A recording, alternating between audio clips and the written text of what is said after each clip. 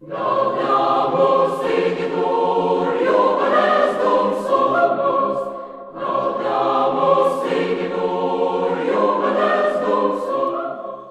virtue of the power vested in me as Vice-Chancellor, I hereby constitute this congregation of the University of the Witwatersrand for the conferment of degrees and the granting of diplomas and certificates. Ladies and gentlemen, friends, colleagues, students, graduates, welcome to this virtual graduation ceremony. I want to apologize that we are not having a face-to-face ceremony. We had planned to host one, of course, and then the President had increased the restrictions in order to manage the COVID-19 pandemic. When this happened, my colleagues and I deliberated on the question, and we felt that it would be inappropriate of us as a public institution to take the kinds of risks by hosting a face-to-face ceremony. We would, in the process, be compromising each one of us and us as a collective university community. And so sadly, we decided to switch to a virtual mode for honoring you in this graduation ceremony. It is worth noting that infection rates are increasing across the country. We are in the beginning of a second wave, and it is absolutely important that each one of us, as citizens of this country, take the lead and behave in a measured way so that we not only protect ourselves and our loved ones, but that we protect the communities in which we live. And so that's why we made this decision to have a virtual ceremony. We understand that many students and their loved ones are disappointed, but we thought it prudent to act in the manner that we have. Why are we taking this opportunity to have a virtual ceremony? Because we think this is a very special moment. It is a special moment for each one of you because you've spent many years studying and you've achieved a significant milestone. We want to, of course, celebrate this moment with you. We want to, of course, celebrate it with your loved ones. But we also want to celebrate this moment because each one of you represents hope for this country and this continent. You see, the fact that each one of you has achieved this milestone is an important symbolic moment to suggest to this country that we can overcome, that it is possible to emerge from marginalized circumstances, to overcome the challenges that history has bequeathed to us, and to create the possibilities for a more inclusive society. If I look at the people that are graduating today, they represent a cross-section of South African community. They reflect the demographics of our society. And that is how it should be. So we celebrate at this virtual ceremony because each one of you represents hope for a nation. You symbolically create the possibility that we can overcome. But as we do this, I want to also suggest to you that each one of you has a responsibility as well. You see, you are graduating from one of the great institutions of the African continent, and even one of the great institutions of the world. In the last 6-7 years, Many of you may have had moments when you were angry with this institution. Every one of us who goes through an educational experience at one or other time struggles, and that it is through those struggles that we truly learn.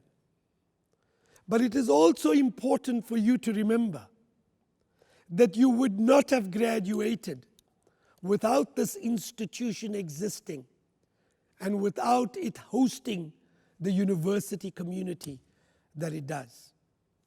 So as we celebrate this moment, I want you to recognize this institution from which you graduate.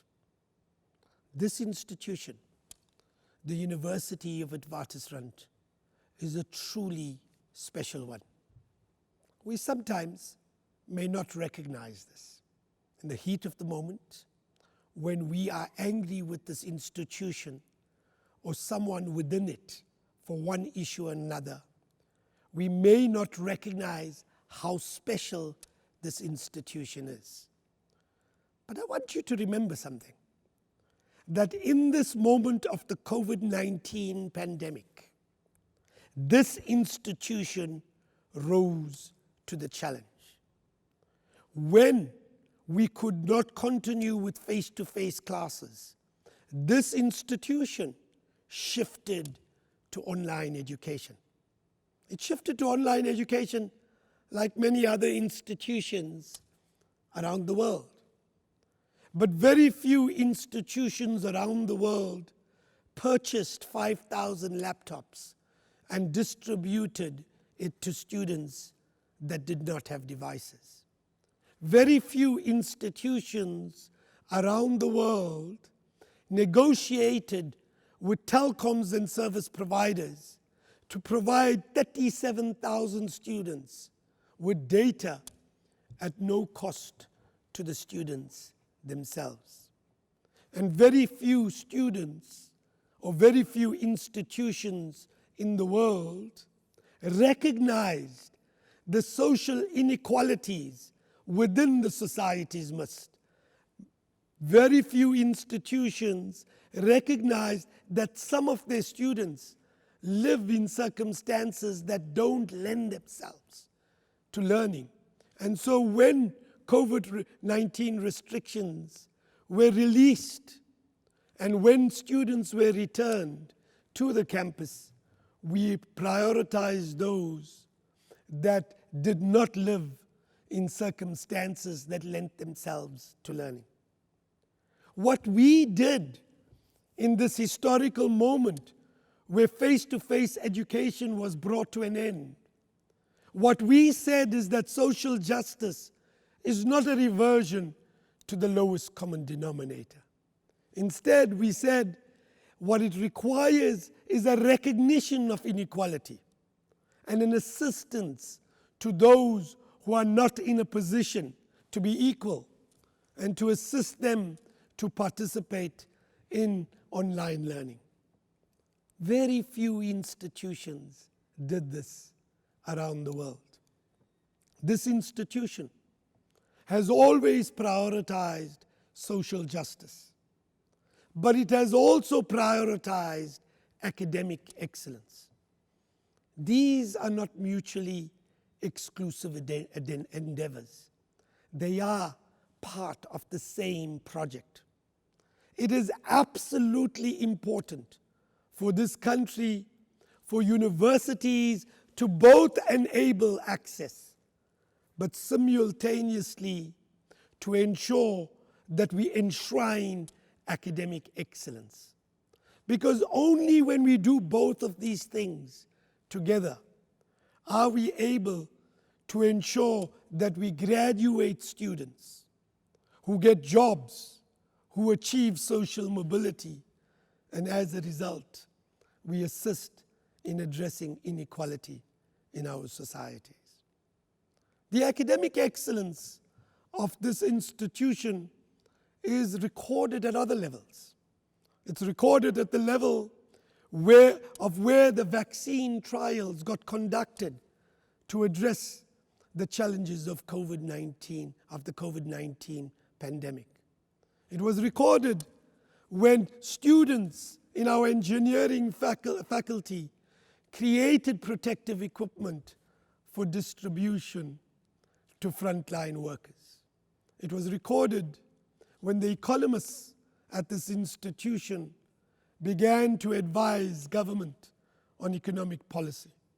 It was recorded when the health scientists within our midst ensured that they provided advice to government on how to address this pandemic. In every one of those endeavors, the University of Witwatersrand rose to the challenge of assisting its society overcome the challenges that it confronted.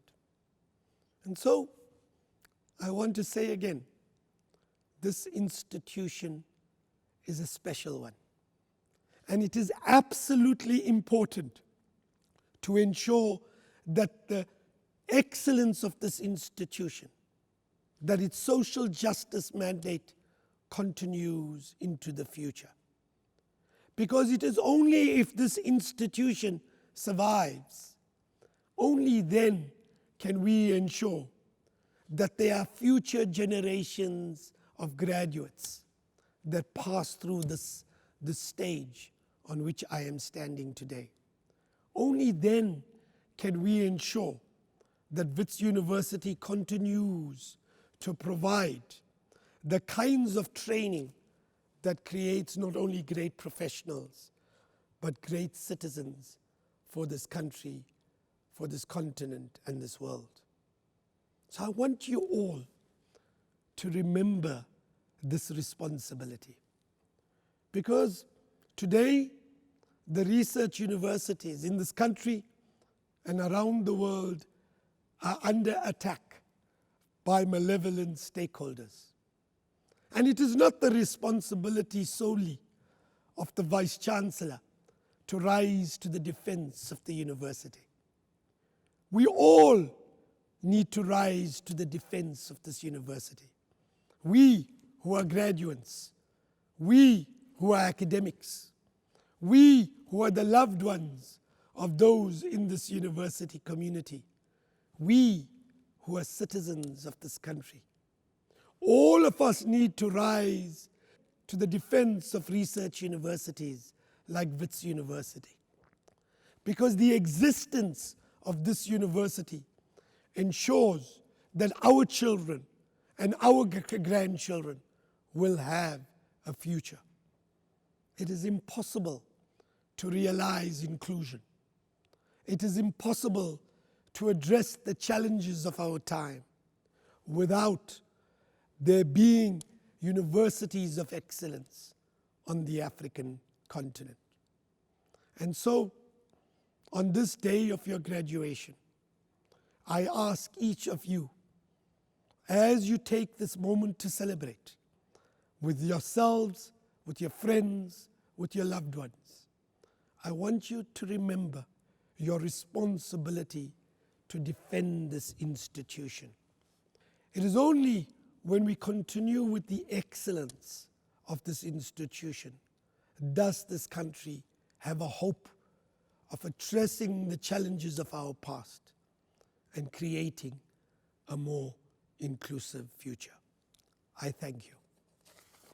I call upon the Vice Principal and Vice Chancellor Designate, Professor Zebulon Vilakazi, to present 4 candidates for an honorary degree. Mr. Vice Chancellor, I have the honor to request that you confer on Professor Khaya Mfenyana the degree of Doctor of Science in Medicine, honoris causa.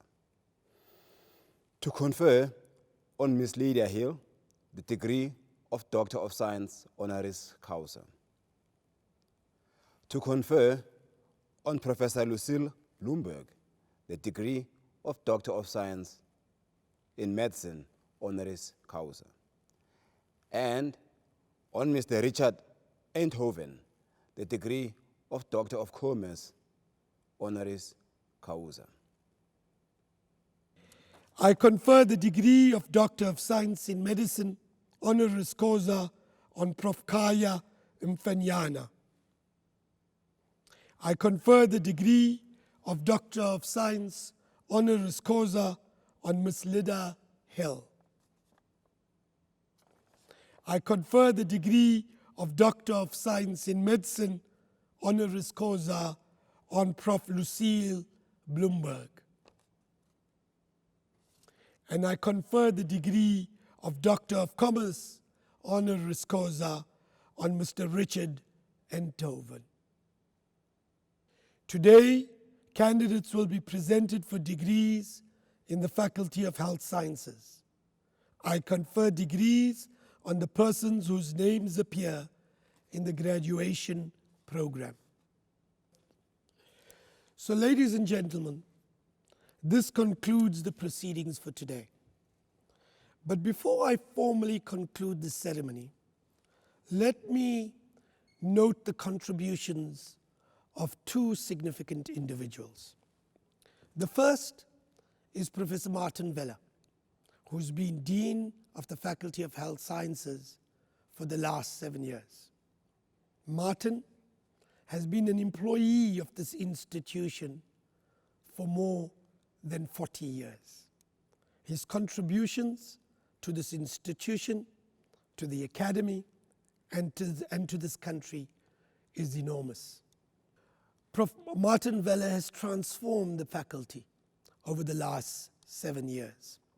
Today, in 2020, we graduate far more students than we did in 2013 or 2014 when he joined the faculty.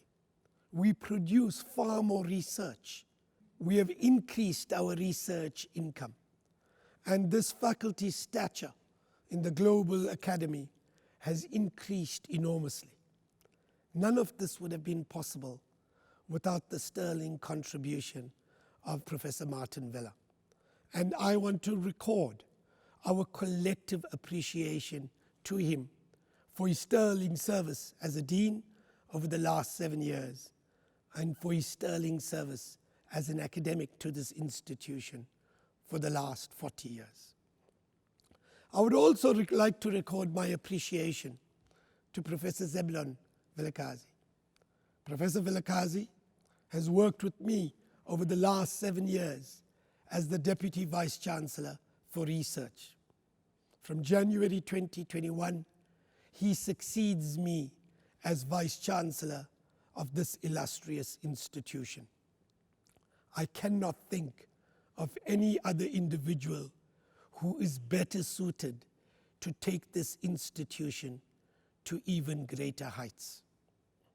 In the last 8 years at the helm of this institution, I have been blessed with the support of many of you as donors, many of you as students, many of you as academic staff and professional staff, many of you as alumni. And on this occasion, at my final graduation ceremony, I want to thank you for all of your support. But I want to also ask you for a favor, to provide the same level of support that you provided me to Professor Zeblon Vilakazi. There is no person better suited to lead this university from 2021 onwards. And with those words, I would now like to formally conclude. By virtue of the power vested in me as Vice Chancellor, I hereby dissolve this congregation of the University of Witwatersrand.